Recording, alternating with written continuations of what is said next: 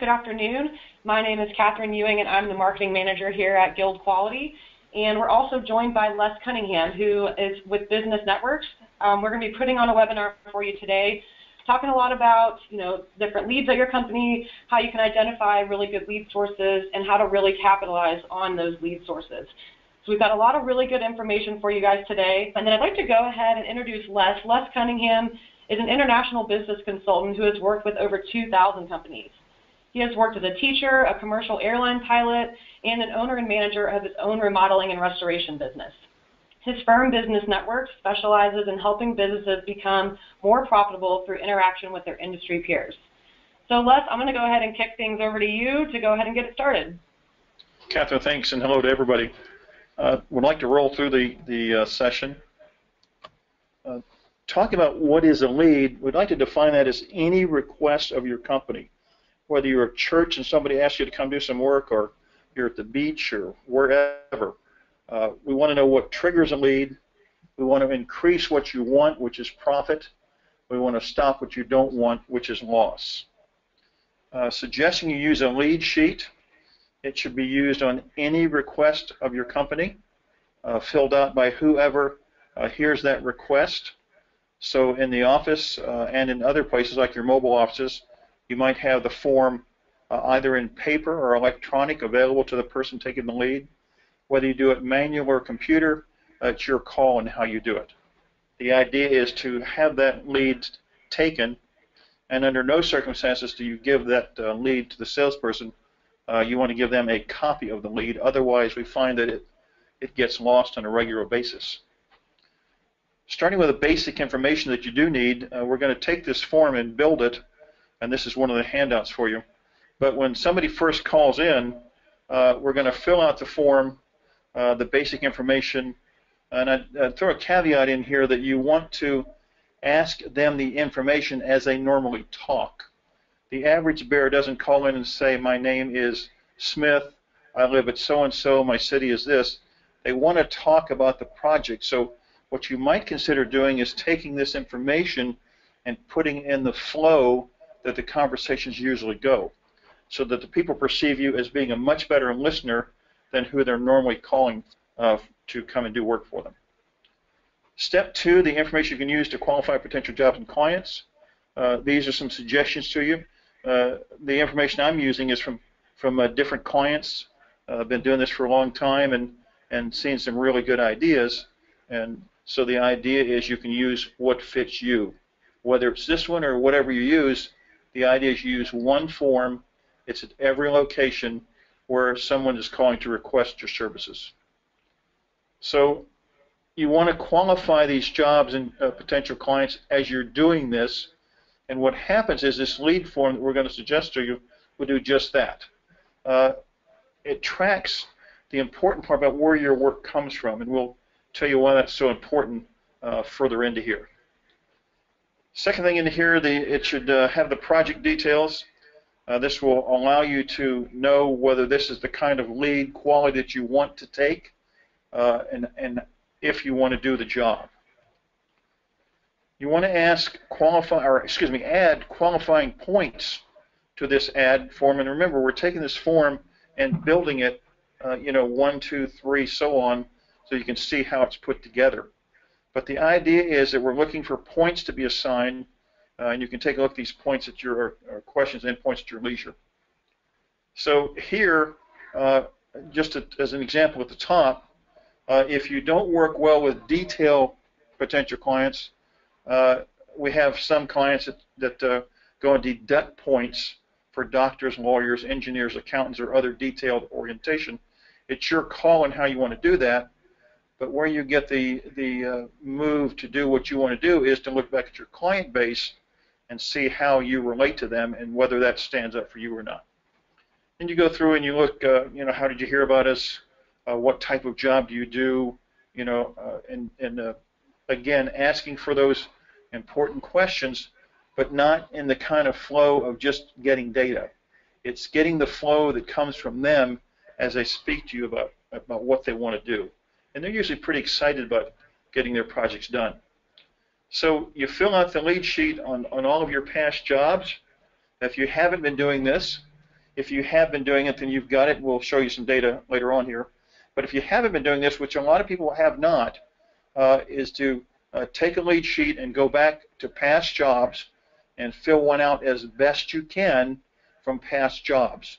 I wouldn't go back any further than 1 January of this year unless you've got some extra time, which right now most people don't have that extra time. But 1 January of this year would give you a pretty solid basis to start making some decisions on and to see if it works for you or not. So you use the points you've added to the form, and what this does is it rates your jobs. And as you rate the jobs, you begin to see a commonality of points. So you want to find out, frankly, what's your most profitable job point number and identify if that's your number. And when you see a lead sheet come up with that number, a new one, I put that right to the top of the list, and that would be the one I pursue first, because that's the one that you've said, your data says, your past history says that you're going to do well on this type of job. So it's really, if you will, a report card system. And in this example, 40 was the magic number for a client. And when they got 40, regardless of the job, they knew it was going to be a player for them because it fit the culture of the company. It fit what the company did and did well. And that was what they wanted to do, was having all jobs to do well on, unless they can't get enough of those jobs.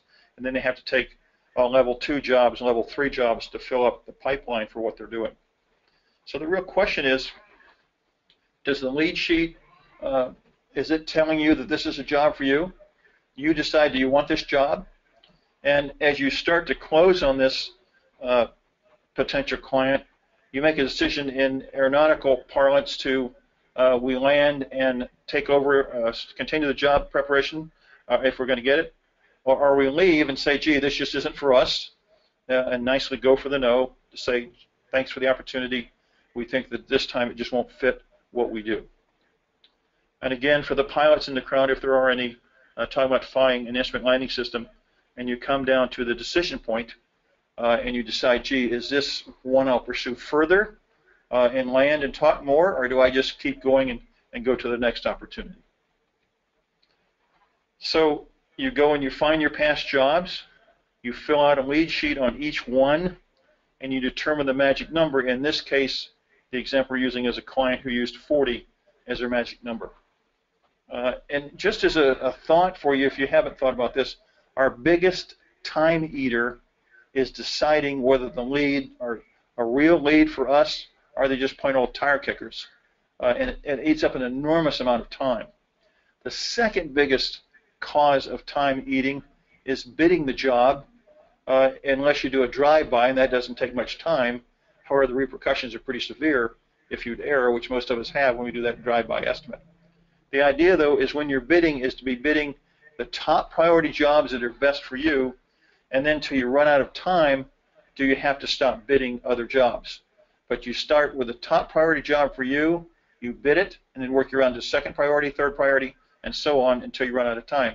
And what you'll find is some jobs you don't have time to bid, and that's okay, or you make the decision to say, gee, maybe there's some decisions I can make here to make it work better. So I want to talk about when the information comes into your office, whether it's a mobile office or a fixed base operation, however you operate. But I want to talk about this in money and what it costs you, and talking about the free appointment. We're asking a non-qualifier, and it can be the owner as a non-qualifier. All the non-qualifier does is fill out the lead sheet. Just take the information for the potential client and then call back with a second call. But the first free appointment is with the non-qualifier. And in that first free appointment, we'd ask the non-qualifier, if you're doing it with paper, to use red ink.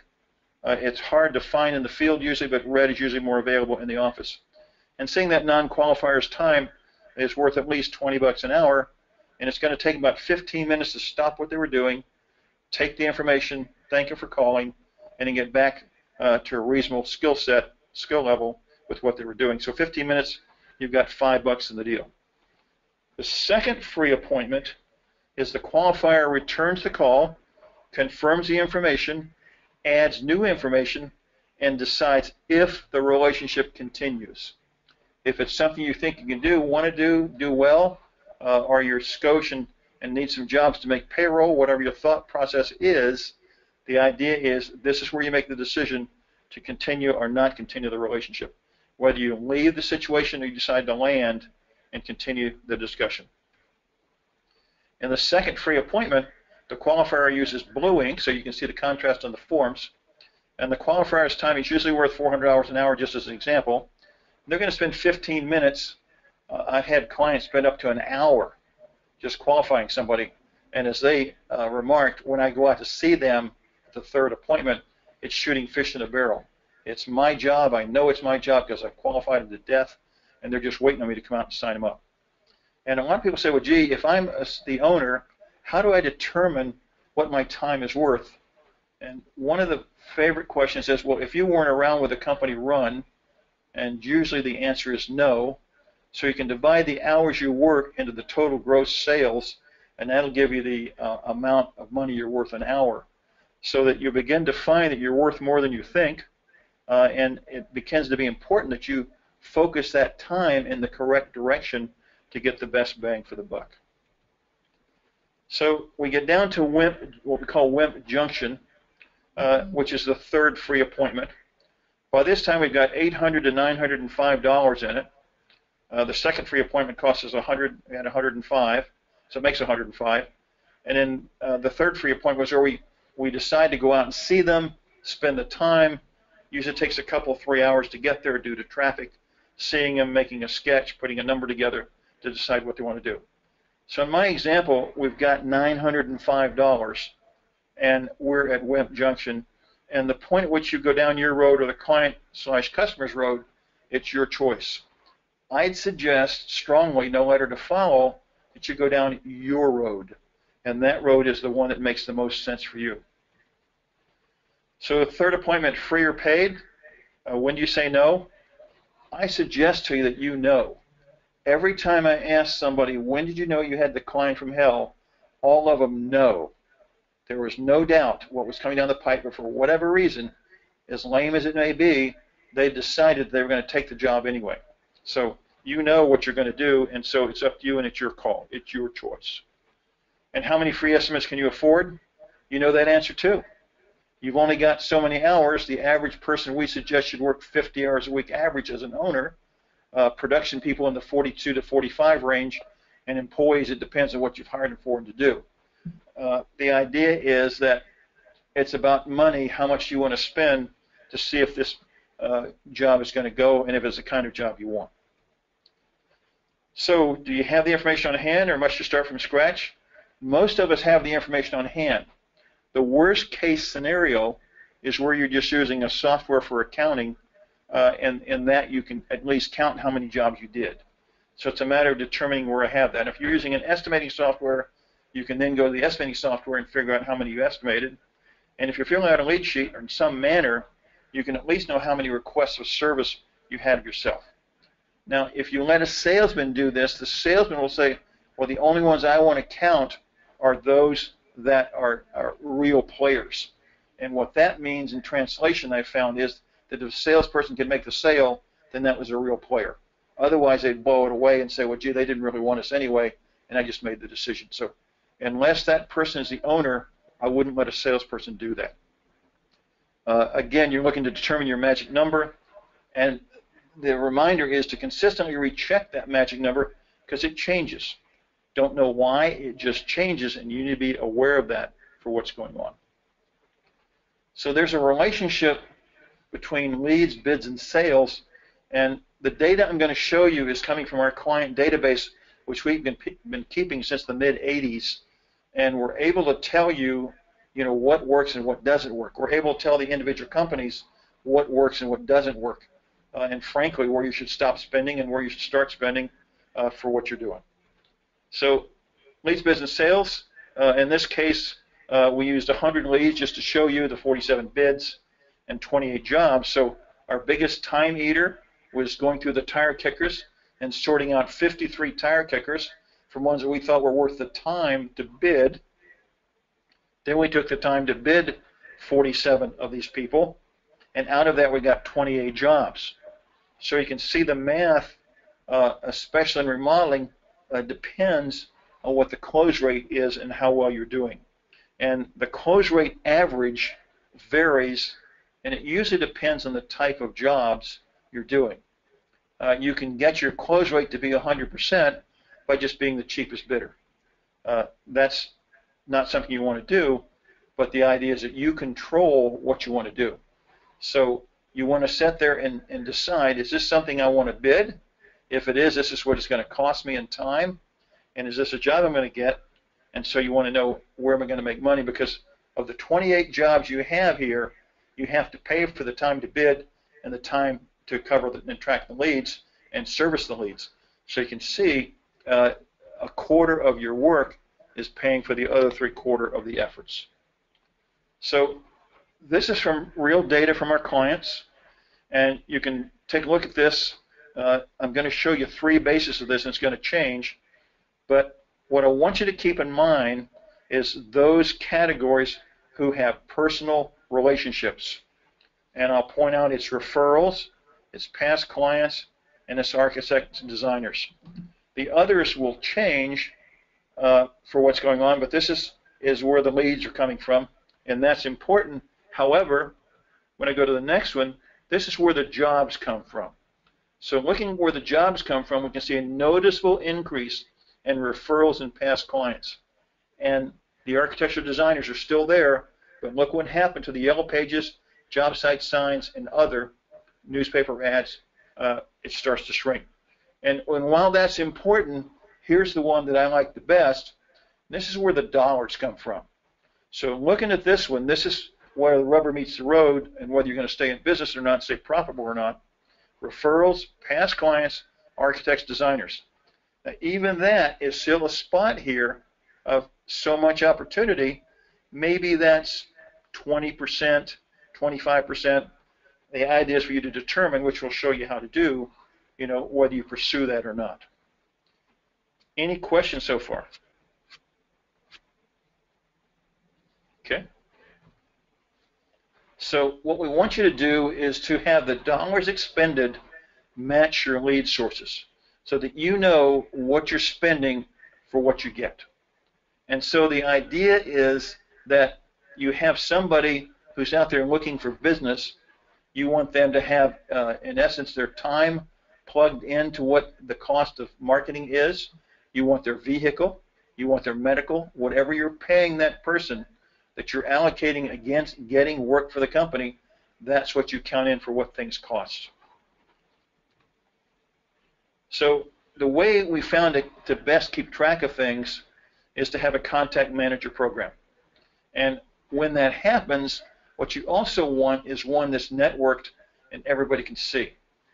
The current production people in the field, their computer is a smartphone. Now, not everybody has to have one, but the lead that's running that job definitely needs a smartphone because with that smartphone, they can see the schedule, they can see addresses, they can see everything. They can turn their time in. They can do all kinds of things for what you want to do. They can take pictures, show you, hey, what do you want me to do here? I looked in the estimate. There's no slab estimate, and it's one of those, oops, I guess I better put a slab estimate in there.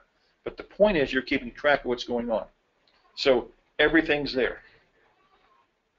It simplifies the record keeping for each client, and probably the most important part of it is that as the job is progressing, the field will hear how the client is thinking. If you almost think of them as a thermometer, are they 98.6 normal? Are they starting to get ticked at somebody? The last person the customer wants to tick off is production, because once they tick off production, the job comes to a screeching start or halt, and we're usually in some kind of lawsuit, which none of us should ever want to get into. We lose all the way around. So it's keeping track of what's going on. And using the to-do list, and with everybody seeing what's going on, we can say, gee, did you do this? Did you do that? One of the things I like about Guild Quality is that they are an independent source where they go in and they call your company or your jobs as they're going, so you know and hear what's going on and where you can get better. And you can see patterns pretty quick.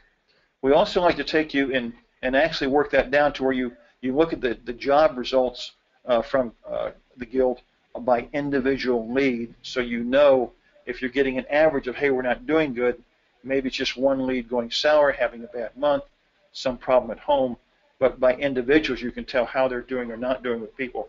And as we also know, it isn't, if I get a choice of excellent carpenter skills and sort of good people skills, or the vice versa, I'll take the excellent people skills and the sort of good carpenter skills every day of the week, because it's about communication and it's about relationships and whether people are happy or not.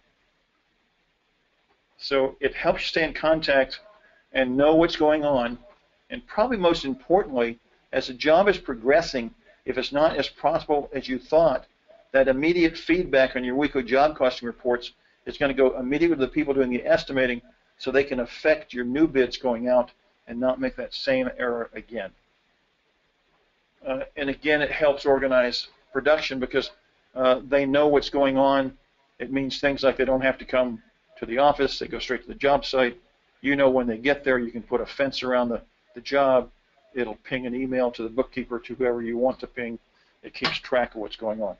Side story, one of my clients in Atlanta had a record of a job that was 4.8 miles from Home Depot. They made 7 trips in an 8-hour day. The lead got lonely in the afternoon and took his helper with him. And so the idea being, how much time did they really get against what was estimated for that job? The amazing part to me is that carpenter still works for that contractor. Why, I don't know, but he didn't see it as a problem, so he's got an awful lot of people not getting useful time to the job.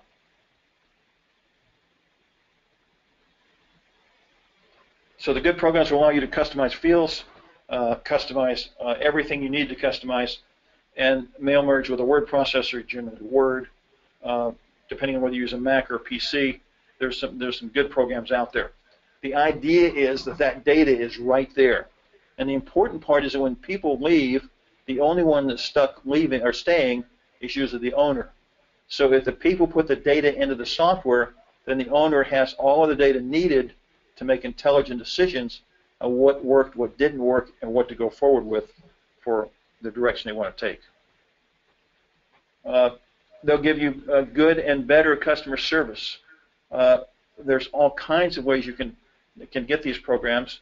There's a lot of clients I had in the past who are going to go out and write the perfect software and sell it to the industry and make $1 zillion. And most of them, if not all of them, were very unsuccessful in doing that. So what we try to get people to do is to find a software as close to the needs for what you need, and then adapt. The company adapts to the software. Then it's the software's job to keep it current. It works in with other types of softwares, and what you're really looking for is when people have to, their software start to talk to each other, so that you can in essence have one software who takes care of leads, takes care of estimating, takes care of accounting, so that when you job costing, you know exactly what's going on and when it's going on. Generally speaking, about 80% of companies, construction companies, use QuickBooks. I think it's a rather lame software for several reasons, one of which I see 1 to 5 embezzlements a year, and usually most of them are done in QuickBooks. And the reason is because the owner has given away the password code to someone who in a time of need made a poor decision. But QuickBooks works, but you have to make sure you're taking care of the features and making sure it's not being used in the wrong way. Software that I've used since it came out is one called ACT. It works very well. It's effective. It's efficient, and you can customize it, any way you want to do it. It takes notes. Not only can one person take it, but everybody who has the ability to be in here can take notes, and so we all see what's going on because it'll timestamp it. It'll say who said what, and the notes are there. So the premise that we use for clients is, if it's not in the software, it didn't happen. If it's not in the software, it didn't happen. So you look at your data, you make a decision, and the only one that can generally do that for you is you. Now, if you're a small company, that's okay. It is just you. But when you're a larger company, as you begin to go past $1 million to $2 million. And an analogy I use is that when you first started, the company was small enough where you could get both of your arms around it like a tree and clasp your hands together. But as the company grows, you cannot do that, and you need help, and that's when you start looking at, gee, who's going to be on the team? And so are we going to have somebody who heads sales? We've already got an owner. Does the owner cover sales? Do we get somebody else? Who covers administration? Who covers production? So the idea is that everybody's involved, everybody's doing the same software, so we communicate with each other and know what's going on. So how it can be used for decision making, you can know, what the source is. You need to know what the source is. You want to know what's my best source so I can find out where am I getting the best bang for the buck. You can begin to create a report, just about the same type of report you use in production when you do your weekly production meetings, so that the people in the field know exactly what was expected, exactly what they committed to, and exactly what they completed with, so you can compare the differences and allow them to say, gee, I'm doing a good job, or gee, maybe I need to kick it up. So as an example, in Yellow Pages, if you calculate your costs at each stage, the call comes into the office, you go out and bid the job, you have a point of sale or not, you get an average size job, and you begin to know, gee, is this worth it? About 5 years back in Palm Springs, in 1 year, Yellow Pages reduced their efforts by 80%. And as we know, the internet has started to kick in. Sort of works, sort of doesn't work. There are varying results. We find that when we keep track of the results, it's a mixed bag. It depends on who's running it and how they're doing it, whether you do pay for clicks, whether you do just straight organic stuff for what you want to do. Close ratio for your salespeople, especially needed for salespeople. You want to know, how they did on a repeat job, how they do in Yellow Pages, how they do in referrals, how they do in cold calls. And if you'll keep these stats on each salesperson individually, what we begin to find out is some people are better than others. And more importantly, they're better than others. As an example, an owner is usually the best one to go back to see a past client. A referral, maybe yes, maybe no, but America has a fascination with the owner and knowing the owner and meeting with the owner. So it's a matter of how you set it up. Yellow Pages are pretty straightforward, pretty cold, as are cold calls. But the key here is building a relationship with the individuals who refer you and who you can talk to on a personal basis. And here's a term we have called visual management. And people can call in and say, how's my job going? They don't need to always talk to the production manager or the lead carpenter. They can talk to anyone that answers the phone. Anyone that answers the phone can look at the software and have a pretty good working knowledge of what's going on. In the event there's a specific question they can't answer, they can say, gee, I don't know the answer to that, but I can take care of that. May I get back to you? When would be a good time? So that everybody's in the loop, makes it much easier on all concerned. So you want to standardize, computerize what you're doing so you can decide, gee, how do I spend the dollars that it takes to get business? We suggest to you rather strongly in a letter to follow that you use Sandler Sales, whether you do that locally, whether you do that through the internet, it's up to you.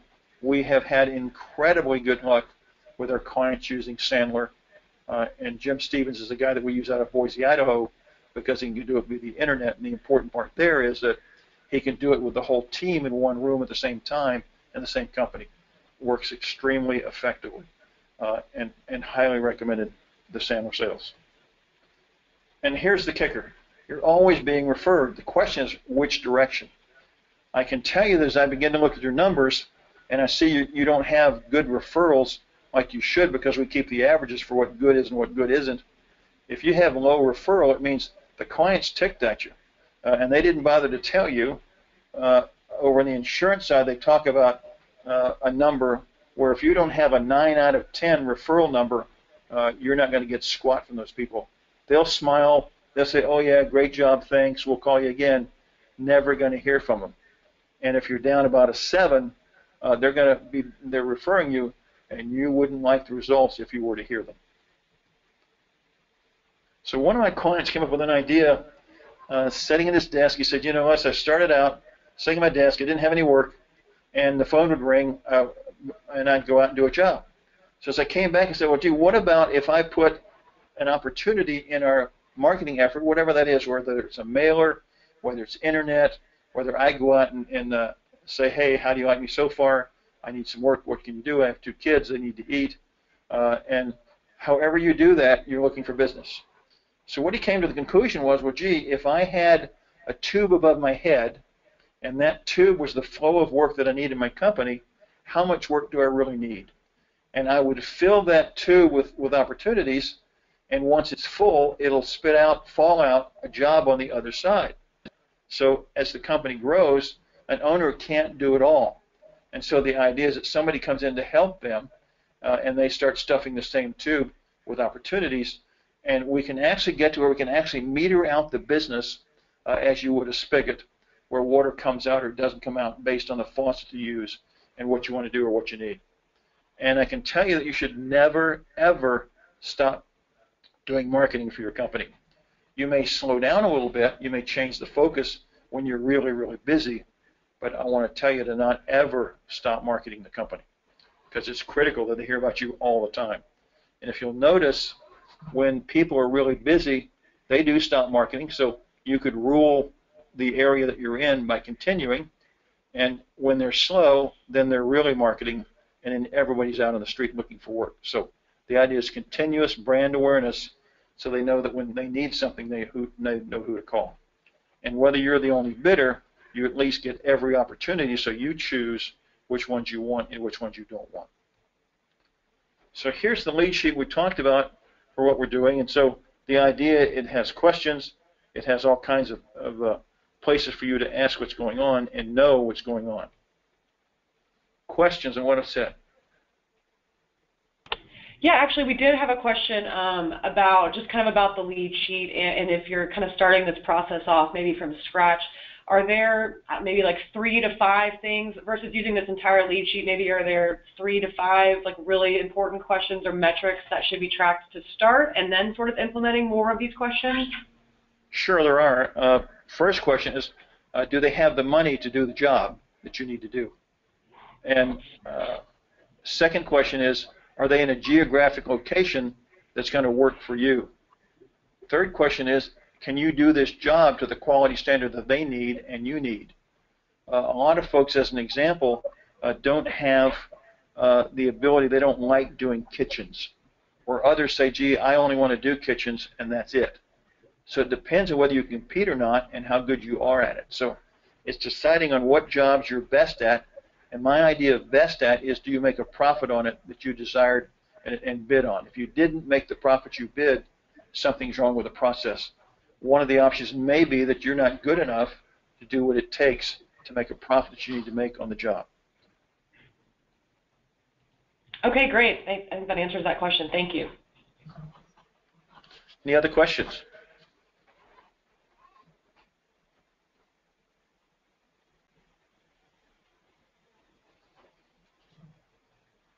I think those are all the questions we have so far, but again, if anybody does have any additional questions, feel free to go ahead and type those into the chat.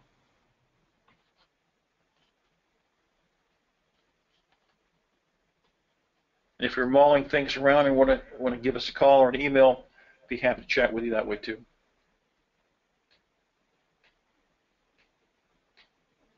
And then we actually have another one. As you were kind of mentioned referrals and how that's a big part of a lot of people's business, you know, as far as leads, jobs, and dollars. So do you have kind of like suggestions around a referral follow-up process or how to generate more referrals? Yeah, I'm going to go back to the page to show you where that comes from, is that you're always being referred, so you might want to try to find out how are you being referred and what can you do to improve what's happening there. So here are the referral stuff, and you can see it's almost half your business. So the idea is that you know you're working for referrals, you know that people are going to talk about you, The question is which direction. So you might do the radical concept of asking them how we're doing. That's a spot where Guild Quality does an excellent job of asking them how you're doing. And you can actually sit there and craft some questions as the job is going forward to know, gee, am I doing okay? Am I not doing okay? But referrals are a chunk of your business, and referrals are gotten from past clients. So if these past clients aren't happy, they're going to tell whoever's asking them if you want to ask them. And generally they won't tell you they're not as happy as they'll tell somebody else. So these past clients feed the referral base. So if the referral base is skinny and the past client base is skinny, it means these people are bad-mouthing you and it's not helping you in business. Hope that helps. Yeah, and then we have another question too. What are the parameters that assist in defining the points to lead intake detail?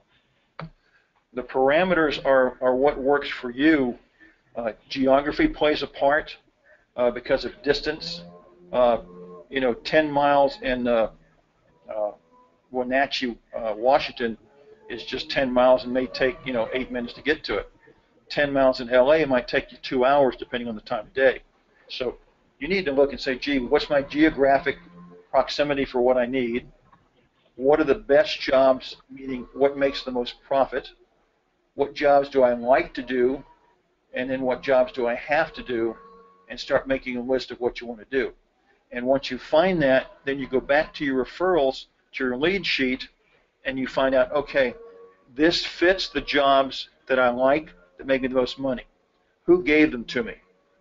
And go back and look at who gave them to you, and you'll see some interesting stuff there.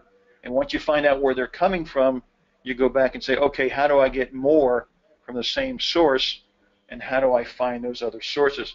But you've got to do some detective work to know what's going on. As an example, in the architect designer slide here, inside here are interior designers. Interior designers usually hear about the job before the architect does.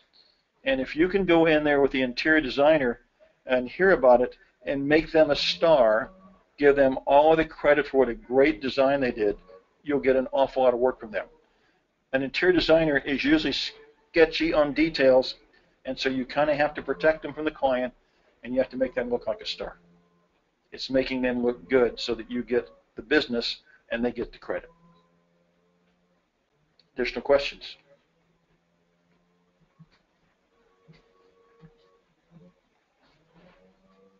I think those are all the questions that we have, but again, if anyone has any additional questions, feel free to go ahead and post them in the chat.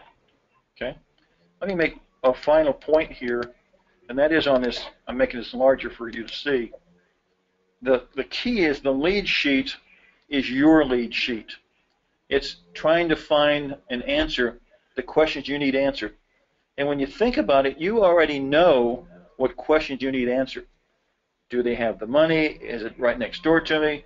Is this person a nice person to work for? All those kinds of things you know. You just have to sit down and write down, okay, if I know it, what are they? And then that becomes your lead sheet. And you begin to get those questions answered. And the lead sheet, by the number, by the magic number we talked about, will tell you, hey, this is a player for me.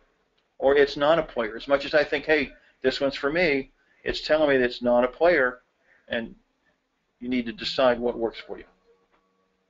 Thanks for the opportunity. Great presenting to you. Again, if you have any questions, don't hesitate to contact us.